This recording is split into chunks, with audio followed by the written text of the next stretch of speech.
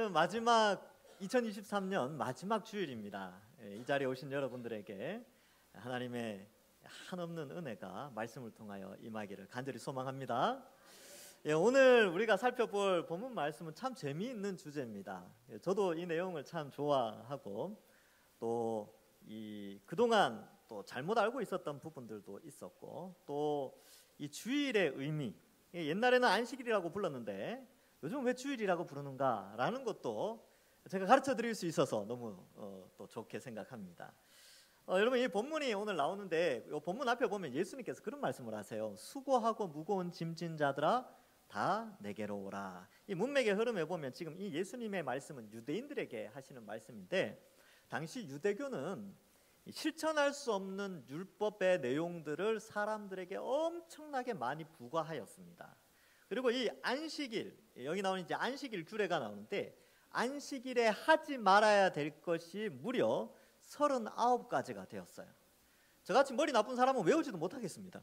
근데 39가지의 못할 것들을 다 정해놓고 안식일 되면 이거 안 지키면 이제 정죄하는 거죠. 죄인이야, 너 회개해, 막 이런 식으로 했다는 거예요. 그러니까 그러한 무거운 짐들, 그리고 그러한 안식일 조항도 그 정도인데 다른 조항들은 얼마나 많았겠습니까? 그래서 613가지가 있었다고 하는데 그거 암기하고 있었던 사람이 있었을까요?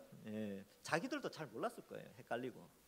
그러한 무거운 짐진 자들, 또 우리도 마찬가지죠. 우리도 인생을 살아가면서 얼마나 삶에 무거운 짐들이 있습니까? 그리고 또 하나님을 알아가고 구원을 받는 데 있어서 잘못된 지식을 그동안 많이 가져왔기 때문에 그러한 것들도 짐으로 신앙생활할 때 많은 짐이 되었던 것은 사실입니다. 그래서 오늘 이 말씀을 통하여서 앞에서 산상수훈에서도 하나님의 말씀을 예수님이 바르게 해석해 주셔서 율법이 무엇을 의미하는가를 가르쳐 주셨다면, 오늘 내용은 특별히 그 당시에 사람들에게 큰 짐으로 가져갔었던, 큰 짐을 지고 갈 수밖에 없었던 안식일 규례에 대해서 예수님께서 말씀을 하시는데, 이 말씀의 의미를 제대로 알면 유대교에 속한 사람들은 큰 짐을 내려놓는 그런 내용이 됩니다. 우리도 마찬가지죠. 오늘날 우리는 주일을 지킵니다.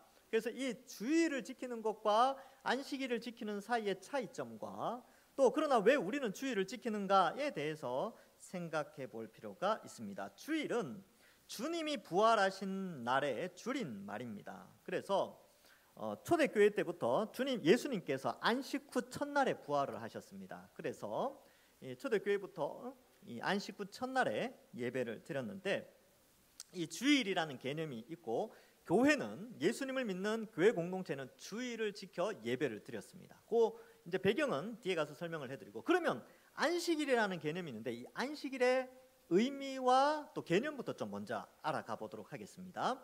안식일은 이 구약 성경에 기록되어 있고 10계명 가운데 네 번째 계명으로 하나님이 명령하신 부분입니다. 그래서 안식일을 거룩하게 지키라는 것이죠.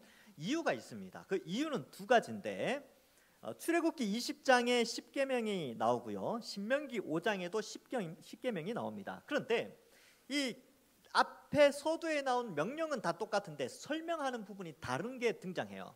그게 바로 안식일을 거룩하게 지키는 이 문제가 다르게 표현되어 있습니다. 그래서 출애굽기 20장에는 안식일을 지키라라고 하면서 이렇게 기록하는데, 출애굽기 20장 10절에 보면 일곱째 날은 내 하나님 여호와의 안식일인즉 너나 내 아들이나 내 딸이나 내 남종이나 내 여종이나 내 가축이나 내 문 안에 머무는 객이라도 아무 일도 하지 말라. 이는 엿새 동안에 나 여호와가 하늘과 땅과 바다와 그 가운데 모든 것을 만들고 일곱째 날에 쉬었음이라. 그러므로 나 여호와가 안식일을 복되게 하여 그날을 거룩하게 하였느니라. 이렇게 기록하고 있죠. 자, 그래서 우리가 안식일을 거룩하게 지킨다는 것은 안식일 날 쉬면서 거룩에 동참하기 때문에 안식일을 거룩하게 지키는 것입니다. 거룩이라는 단어가 성경 66권 가운데 처음 등장하게 되는데 그 부분이 바로 창세기의 이 안식일 2장 1절부터 3절에서 이 내용이, 거룩이라는 단어가 처음 나옵니다. 그래서 7일 중에 하루를 구분하여 쉬는 날 쉬면서 하나님의 거룩에 동참하기 때문에 안식일을 거룩히 지키라 라고 말하고 있습니다. 그래서 이 하나님의 말씀은, 자 보세요, 여러분, 하나님께서 만약에 7일 중에 하루를 쉬지 않게 했다면 어땠을까요? 우리 벌써 다 이제 과로로 다 쓰러져서 예배도 못 드리고 막 다 병원에 가 있고 또 막 그래야 돼요. 근데 감사하게도 인류에게 주신 선물이 있죠. 7일의 하루를 쉴 수 있도록. 이거는 불신자나 신자나 다 동일하게 온 인류에게 허락하신 은혜의 축복입니다. 자, 그래서 7일의 하루를 쉬면서 거룩에 동참하는 게 중요하죠. 쉬는 것도 쉬는 거지만 쉬는 것이 바로 거룩에 동참하는 것으로 쉬도록 하셨다는 것입니다. 그러면 거룩에 동참하는 게 뭐겠습니까? 오늘날에는 예배 드리는 거죠. 주일을 거룩하게 지키는 것이죠. 예배 드릴 때 어떻습니까? 찬송하고 기도하고 말씀 듣고 또 성도들끼리 교제하고 또 다음 세대에게 말씀을 가르치고 양육하고 또 같이 함께 식사하면서 천국 백성됨을 기뻐하는 그날이 바로 이 주일이고 쉬면서 거룩에 동참하게 되는 것입니다. 그래서 주일을 거룩히 지켜야 된다라는 것은 바로 이런 개념이 있습니다. 이 거룩한 이 삶에 함께 동참하게 되는 것이죠. 자, 그다음 두 번째 의미가 신명기 5장에 등장하게 되는데 신명기 5장 15절에서도 역시 이 5장에서도 안식일을 거룩하게 지켜라라고 되어 있지만 5장 15절에 이런 내용이 나옵니다. 너는 기억하라. 네가 애굽 땅에서 종이 되었더니 내 하나님 여호와가 강한 손과 편팔로 거기서 너를 인도하여 내었나니 그러므로 내 하나님 여호와가 내게 명령하여 안식일을 지키라 하느니라. 여기에서 좀 의미가 다르죠. 여기에서는 뭐냐 하면 이집트에서 종되었었는데 하나님이 너희를 구원하신 것을 기억하라는 겁니다. 그리고 안식일을 지키라는 거죠. 그러니까 안식일을 지키는 목적은 기억하는 것에 있습니다. 우리는 출애굽 이제 이집트에서 나온 혈통적 이스라엘이 아니잖아요. 그럼 우리를 구원해 주신 방식은 뭐냐면 우리는 바로 예수 그리스도의 십자가 형벌 대속의 은혜로 구원을 받았습니다. 그럼 우리가 주일을 지킬 때 우리가 기억해야 될 하나님의 구원은 뭐냐 하면 바로 예수님의 십자가 복음을 기억해야 합니다. 그래서 교회 건물에 꼭대기에 보면 십자가가 있는 이유가 그런 이유예요. 그리고 대부분의 교회들이 그 십자가를 표를 내고 있죠. 왜? 주일날 그 예배당으로 모이면서 그 십자가를 보면서 그렇지, 우리를 구원하신 예수님의 그 십자가 은혜 너무 감사하구나, 그걸 기억하는 거죠. 여러분 월요일부터 토요일까지 바쁘게 살면 그거 기억 못합니다. 정신없이 살아요. 그러다가 주일이네? 교회 오면서 성경책 들고 오면서 어때요? 예수님이 나를 위해서 죽으셨지, 너무 감사하다, 그거 기억하라고 주일을 지키게 되는 것입니다. 그래서 두 가지 개념이에요. 첫 번째는 쉬면서 거룩에 동참하는 것, 두 번째로는 구원을 기억하는 것이 바로 주일을 지키는 의미요 목적에 해당되는 것입니다. 그런데 이 구약 성경에서 이게 기록되어 있단 말이죠. 그러면 유대인들도 이 안식일을 지킬 때에 이런 개념으로 생각을 했었어야 됐죠. 그래서 거룩에 동참하고 형제를 사랑하고 뭐 그렇게 이제 해야 되고 하나님께 예배드리고 그 구원을 기억해야 되는데, 유대교의 39가지 안식일 규례를 만들면서 본래적인 의미, 이 본질은 잊어버리고 형식 39가지에만 집중하게 되는 아주 독특한 현상이 일어나게 됩니다. 그러면서 이 하나님에 대한 지식에서 멀어지게 되고 형식주의적인 그런 뭐 제사, 안식일 준수 이런 형태로 흘러가 버린 것이지요. 여러분 이 39가지 내용이 굉장히 많이 있는데 궁금하지 않습니까? 다 말씀드리면 시간이 좀 그러니까 몇 가지만 말씀드릴게요. 여러분 이 39가지 규례 중에 이런 내용이 정말 황당한 내용이 있는데 이런 게 있어요. 두 글자 새기면 죄인이다. 그 글자를 두 글자 쓰면 안 된대요. 글씨 쓰면 안 돼요. 설교 시간에 막 글씨 쓰잖아요. 유대교의 입장에서 여러분 다 죄 짓는 겁니다. 설교 적으면 안 돼요. 그리고 또 이런 것도 있어. 재밌는 거. 39가지 중에 한 가지는 두 글자 새기기. 그 뒤에 한 가지 조항은 뭐냐면 두 글자를 쓰려고 한 글자 지우기도 죄인이다. 죄다. 이렇게 돼 있어요. 그 지우면 안 돼 또. 그런 내용도 있습니다. 그리고 불 끄기.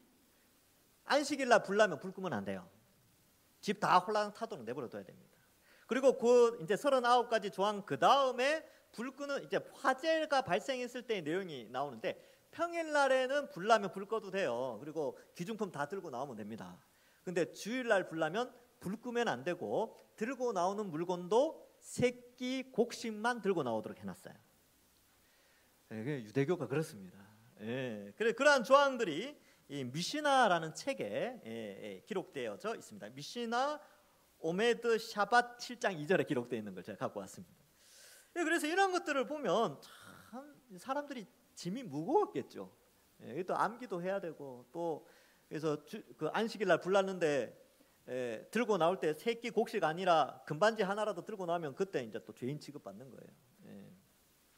하여튼 이렇게 아주 엄격한 안식일을 지키게 됩니다.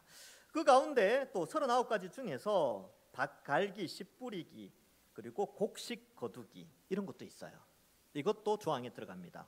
그리고 지금 12장에 이 문제가 발생하는 것이죠. 보세요. 12장에 제자들이 시장하여 이삭을 잘랐어요. 이건 거두는 행위가 되죠. 근데 그날이 안식일이었어요. 그러니까 2절에 바리새인들이 보고 예수께 말하되 보시오 당신의 제자들이 안식일에 하지 못할 일을 하나이다. 이 말은 당신 제자들 벌써 죄 지었어요. 죄인입니다. 이렇게 고발을 하게 되는 것이죠. 실제로 이 안식일 규례 가운데 그런 내용이 많아요. 이삭을 주어서도 안 되고 특별히 또 뭐 1km 이상 걸어서도 안 되는 그런 내용도 있습니다. 특별히 이삭을 거두지 말라는 것은 출애굽기에도 내용이 나오는데 출애굽기 34장 21절에 보면 너는 여세 동안 일하고 일곱째 날에는 쉴지니 밭 갈 때에나 거둘 때에도 쉴지며 라고 되어 있습니다. 근데 지금 제자들이 배고프다고 이삭을 먹어버렸죠. 그래서 바리새인들이 고발을 하게 되는데 그래서 예수님과 예수님의 제자들이 바로 이 율법을 어기게 됩니다.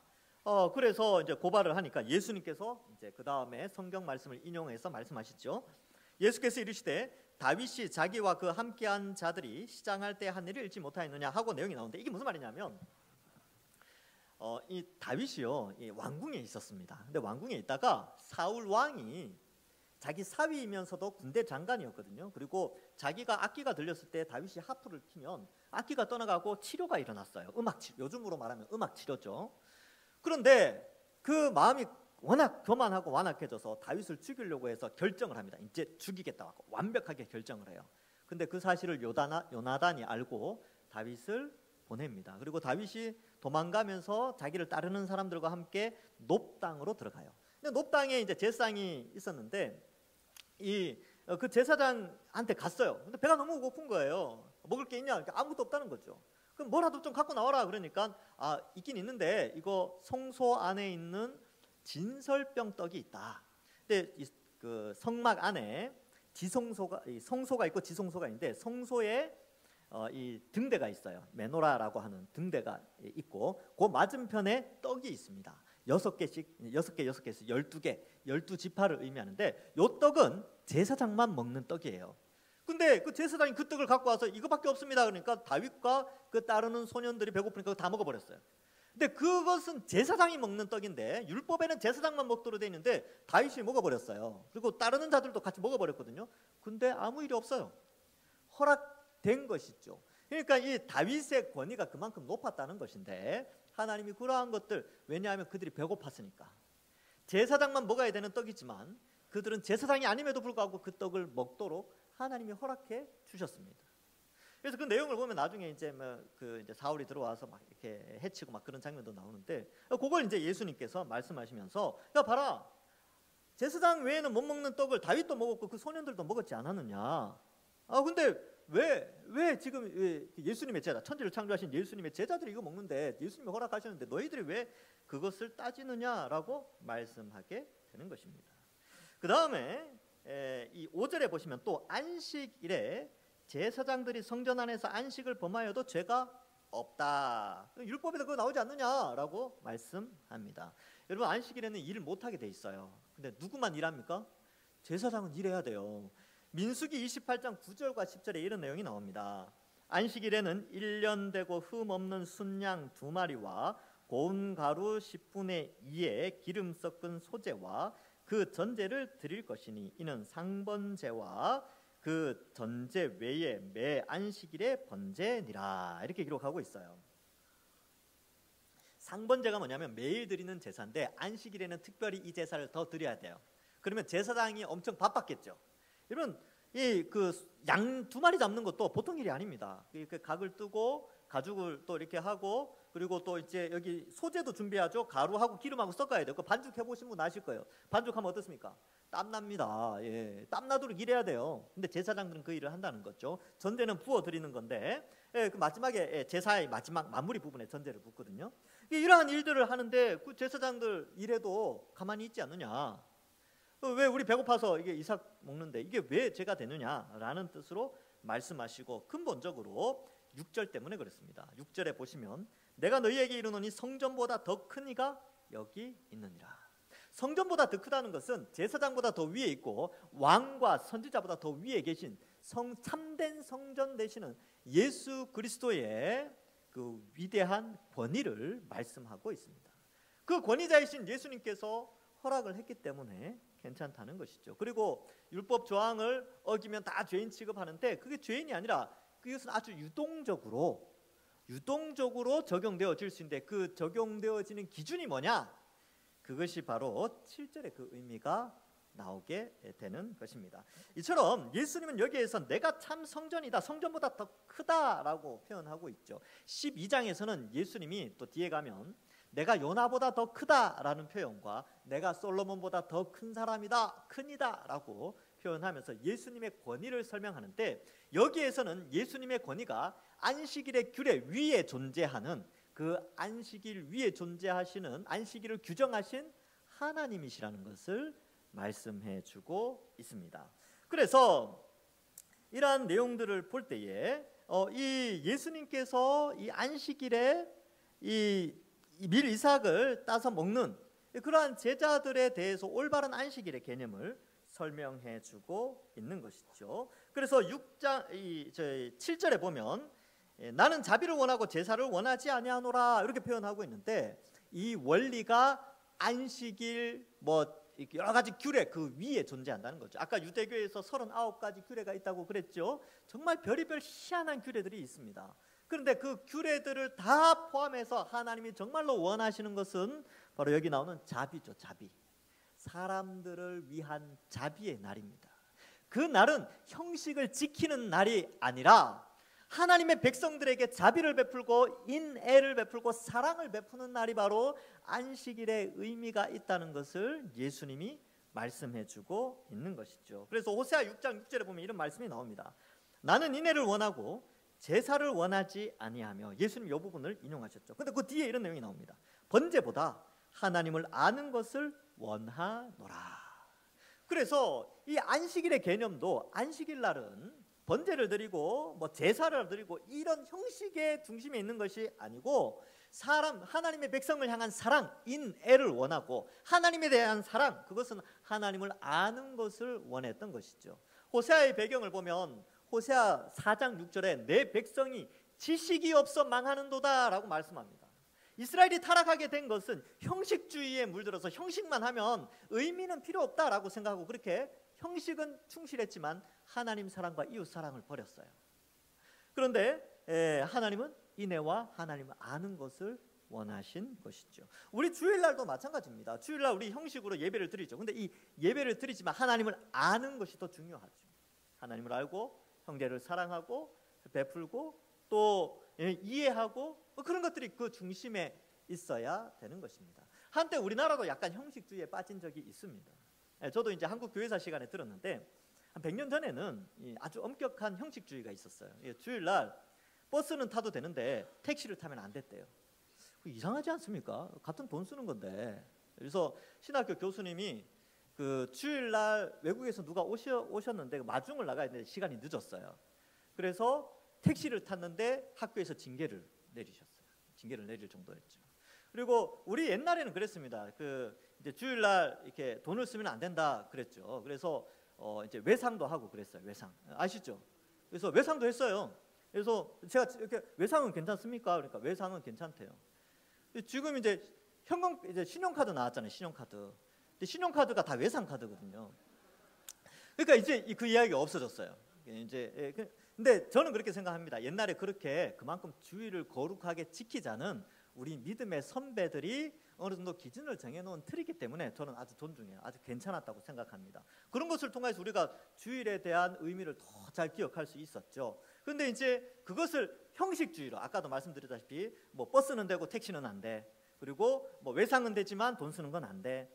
또 뭐 이건 되지만 저건 안 돼. 이렇게 자꾸 형식적으로 가버리면 이게 뭔가를 자꾸 정죄하게 되고 사람을 사랑하고 이런 것보다는 자꾸 나는 너보다는 괜찮아. 나는 그걸 안 하니까. 나는 그런 조항들을 난 잘 지키고 있어. 이런 형식주의로 가버리는 문제 때문에 조금 문제가 있었죠. 지금은 그런 것이 중요한 것이 아니고 주일날은 어떤 날이라고요? 쉬면서 거룩에 동참하는 날. 즉 예배드리고 말씀 배우고 가르치고 찬송하고 기도하고 이런 날이 주일의 성수, 주일 성수의 의미가 있고 이 쉼과 이 거룩을 통하여서 이 예배를 동참을 통하여서 하나님께 영광 돌리고 구원을 기억하는 날, 예수 그리스도의 십자가를 기억하는 날이 바로 이 주일 이 개념이 있습니다. 그러면 우리가 왜 주일을 지키는가 이 문제도 중요한데 아까도 말씀드렸다시피 여러분 이 그런 질문을 할 때가 있어요. 꼭 주일이 아니라 안식일 지켜도 되지 않습니까? 이런 분들이 있어요.